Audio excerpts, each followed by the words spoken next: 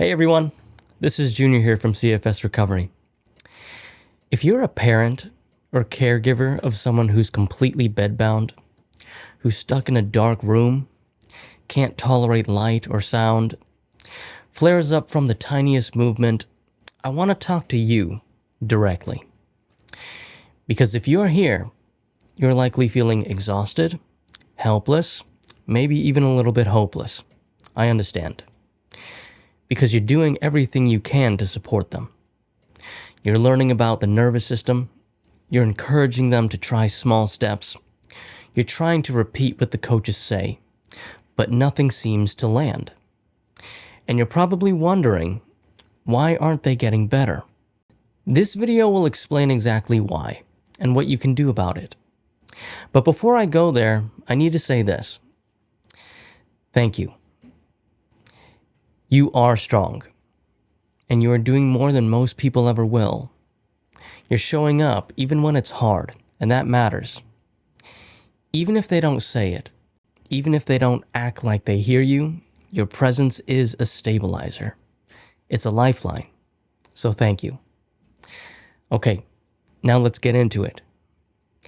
When someone in the red, the body has gone into a full survival mode. The nervous system is treating normal life like a threat. Everything gets interpreted as danger, whether that be movement, food, sound, light, talking, even thinking. So it pulls the handbrake, it shuts everything down to protect them. Energy is conserved. Muscles weaken, blood flow drops, everything slows. And even something as small as turning their head or reaching for water on the side table can cause a flare-up. It's not dramatic, it's neurological. That's why in the early stages of recovery we go slow. We start with wiggling fingers and toes, opening the window for sunlight, sitting up with back support, getting our own drink instead of being fed. These tiny movements matter. They retrain the brain that movement is safe. Here's the truth. None of that physical progress happens if the mind is frozen. That's where the real work begins. There's a deeper level of shutdown that no supplement or protocol can fix. You see, it's what we call the mental red zone. It's when the body is frozen, but so is the mind. Your loved one is stuck in a loop of fear, control, and ego protection, and they don't even realize it. They say things like, if I move, I'll get worse. This program might work for others, but it won't work for me. I read online that people end up in hospitals if they push too hard. I just know that when the flare-ups are coming, right? I know exactly how long they're going to last. I just know when the flare-ups are coming. They've built an entire belief system around their symptoms, and it feels safer to cling to those beliefs than to try something new.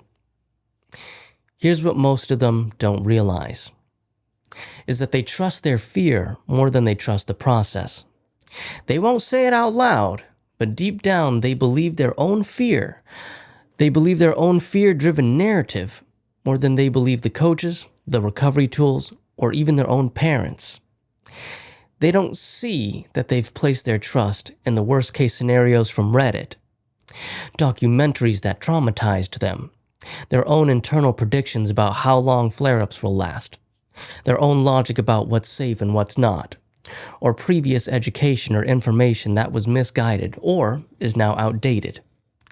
And because of that, they resist everything that challenges those beliefs, even when the belief system is the very thing keeping them sick. Let me be blunt here for a second. If the way that they were thinking was actually helping them, then they wouldn't still be in bed. And so what happens? So you try to help. You share nervous system videos. You remind them of what their coach said. You explain the science. You try to reason with them, and nothing works. But here's the key. You can't argue with a brain that's in survival mode. You can't logic someone out of fear when fear is their identity. They're not rejecting you.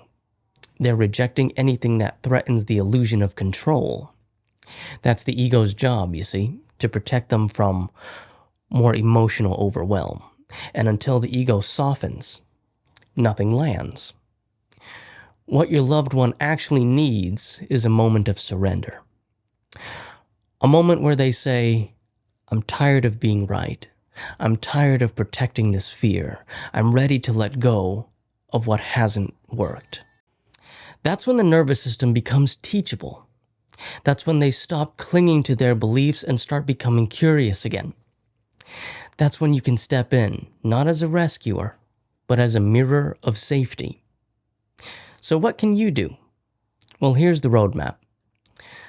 Number 1, stop trying to convince them. When you push logic at someone and freeze, they'll only resist harder. Number 2, validate the fear without feeding it. Say something like, of course that scared you. It makes sense you'd feel that way. But then pause. Let them feel heard. And number 3, mirror calm, not urgency. If you show up desperate, they'll feel more unsafe. If you show up regulated, their brain starts to borrow your sense of calm. Look for softening moments. If they ever say things like, I just don't know anymore, or I'm just tired of this, that's your window. Don't lecture. Guide. Play the long game. You're not trying to fix them overnight. You're planting seeds. Some of those seeds will sprout later. That's okay.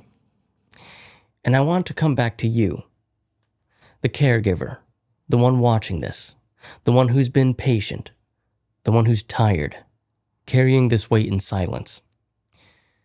I see you. We see you, the coaches team. We all understand. You didn't sign up to be an expert in trauma, nervous systems, and recovery psychology. And yet here you are, still loving, still trying. You're still here. And it's not up to you to do recovery for them. There comes a point where they will eventually have to put their walls down and meet you halfway. Now, how long that takes? Well, that's not up to you. It's up to them. You're not invisible, and you're not failing. You're just holding space while someone you love fights a battle that you cannot obviously see. And even if they don't say it, your presence is making a difference. So if your loved one is stuck in bed, not making any progress, and everything you try seems to bounce off, know this. They're not broken. They're not a lost cause. They're not beyond fixing. They're frozen, and they're stuck in a story. A story that feels like safety, but it's actually a cage. The way forward is not force. It's more logic. It's relational safety, emotional connection, and slow reintroduction of trust. And the moment that trust begins, that's when real recovery starts. So from me to you, thank you for being in this with them. Thank you for being here with me. I'll see you next time. Okay, take care of yourselves, everybody.